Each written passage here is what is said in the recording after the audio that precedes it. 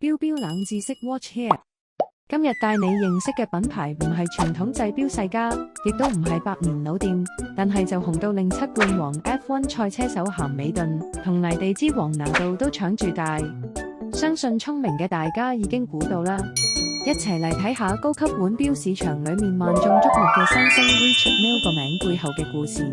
品牌創始人 Richard Mille 喺1951年出生於法國德拉吉尼昂。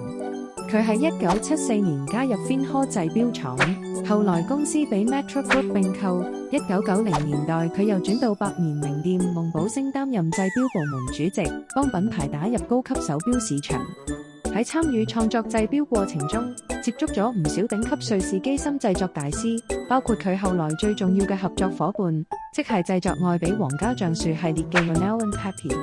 累積多年經驗後，喺50歲時 ，Richard Mille 決定賭一把，創立屬於自己嘅品牌。品牌一開始嘅資金同技術來自兩個重要摯友，分別係瑞士機芯大廠 Brunel & Papi APRP 嘅 Laurent Picciotto，同埋另一個鐘錶品牌 Montrefeldt 專嘅錶殼製造專家 Dominique Gannat。2001年 ，Richard Mille 喺瑞士 Le Brieuc 成立咗母公司後 Rometry SA。同年 ，Richard Mille 推出第一款時計作品 RM001 陀飛輪腕錶，首個系列以6位數歐羅嘅定價，初次發行17隻。